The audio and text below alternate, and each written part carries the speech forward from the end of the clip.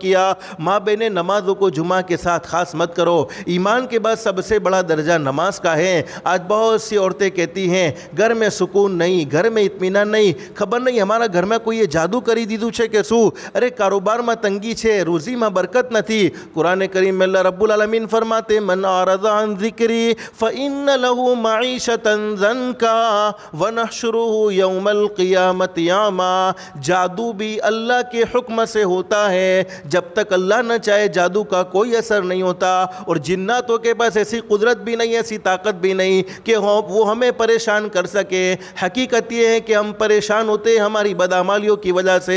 اللہ قرآن کریم میں فرماتے میرے وہ بندے اور میری وہ بندیاں جنہوں نے دنیا کی زندگی غفلت میں گزاری، دنیا کی زندگی میں اللہ کو راضی کرنے والے اعمال نہ کیے، حالانکہ 24 گھنٹے اللہ پاک نے ہمیں نصیب فرمائے۔ 24 گھنٹے میں صرف ہم سے 1.5 گھنٹے کا سوال کر لیا میرے بندوں اور میری بندیوں 1.5 گھنٹہ مجھے دے دو اور میرے سامنے جھک جاؤ، تمہاری دنیا بھی سنور جائے گی، تمہاری آخرت بھی سنور جائے گی۔ حالانکہ ہمارا پیدا کرنے والا اللہ ہمارا مالک تھا، چاہتا تو کہہ سکتا تھا 22.5 گھنٹے اپنا کام نہیں کرنا بلکہ میرا کام کرنا ہے اور 1.5 گھنٹے اپنا کام کرنا ہے، لیکن اللہ پاک نے ہم پر فضل کا معاملہ فرمایا نہیں 1.5 گھنٹے تم صرف میرے لیے فارغ کر دو اور 22.5 گھنٹے میں تم اپنا آرام بھی کرو، کھاؤ بھی صحیح، پیو بھی صحیح، گھر کے کام وغیرہ میں بھی مشغول رہو۔ تو ماں بہن اللہ پاک نے 5 وقت کی نماز فرض کی ہیں، لیکن بہت سی عورتیں کہتی ہیں زندگیوں میں پریشانی، تو اللہ قرآن کریم میں فرماتے من اعرض عن ذکری فإن له معیشۃ ضنکا۔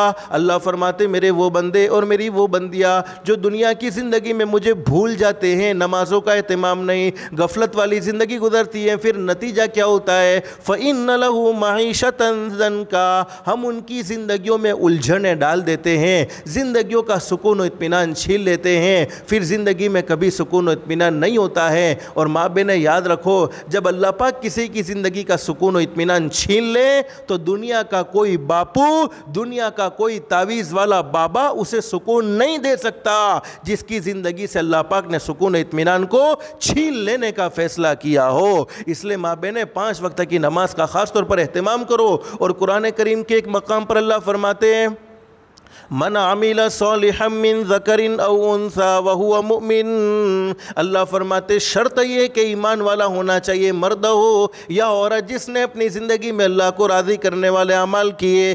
اللہ کو راضی کرنے والے اعمال کا کیا مطلب ہے؟ جن کاموں کو اللہ نے کرنے کا کہا تھا ان کاموں کو کر لیا، اور جن کاموں سے اللہ پاک نے روکا تھا ان کاموں سے اپنے آپ کو بچا لیا۔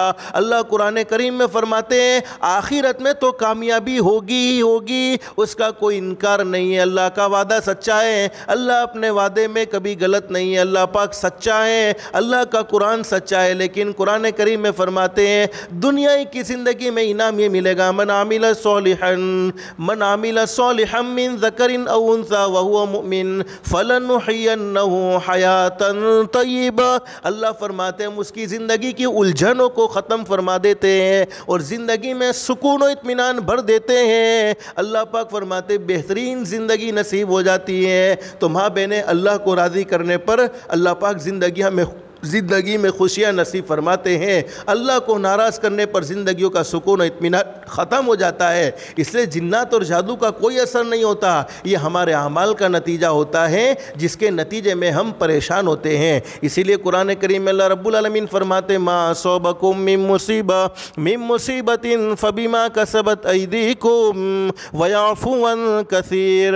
اللہ رب العالمین فرماتے ہیں دنیا کی زندگی میں جتنی بھی پریشانیوں کا تم سامنا کر رہے ہو، حقیقت یہ ہے کہ یہ پریشانی تمہارے اعمال کا نتیجہ ہے۔ اسی لیے بہت اچھی بات کہی ہے تیرے اعمال سے ہے تیرا پریشان ہونا۔ ہر ایک کو اس کے اعمال پریشان کرتے ہیں، اور حدیث شریف میں ہم نے بارہا یہ حدیث سنی ہے زمین پر جیسے اعمال ہوتے ہیں اللہ رب العالمین آسمان سے ویسے ہی فیصلے نازل فرماتے ہیں۔ اللہ سے دل سے دعا کر لو اللہ ہم سب کے ساتھ کرم کا معاملہ فرمائے، رحم کا معاملہ فرمائے، عافیت کا معاملہ فرمائے، ہماری دنیا بھی بہتر سے بہتر بنائے، آخرت بھی بہتر سے بہتر بنائے۔ تو بہت اچھی بات کہی ہے تیرے اعمال سے ہیں تیرا پریشان ہونا، ورنہ مشکل نہیں مشکل کا آسان ہونا۔ اللہ کے لیے کیا مشکل ہے، وہ تو کن فیکن کا مالک ہے، ایک سیکنڈ میں بگڑے ہوئے حالات کو درست کر سکتا ہے، ایک سیکنڈ میں تکلیفوں کو ختم کر سکتا ہے۔ یہ تو کن فیکن تو سمجھانے کے لیے کہا، اللہ تو اس سے بھی بڑی قدرتوں والا ہے، اس سے بھی بڑی طاقتوں والا ہے۔ تیرے اعمال سے ہیں تیرا پریشان ہونا، ورنہ مشکل نہیں مشکل کا آسان ہونا۔ پورے عالم پہ حکومت ہو تیری اے مسلم، تو سمجھ جائے اگر اپنا مسلمان ہونا۔ ہم نے اپنے مسلمان ہونے کو بھلا دیا کہ مسلمان کی زندگی کیسی ہونی چاہیے تھی، مسلمان کے اخلاق کیسے ہونے چاہیے تھے، مسلمان کا کردار کیسا ہونا چاہیے تھا، مسلمان کا اپنے ماں باپ کے ساتھ کیا سلوک ہونا چاہیے تھا، مسلمان کا اپنے رشتہ داروں کے ساتھ کیا سلوک ہونا چاہیے تھا، مسلمان کا اپنے پڑوسیوں کے ساتھ کیا سلوک ہونا چاہیے تھا۔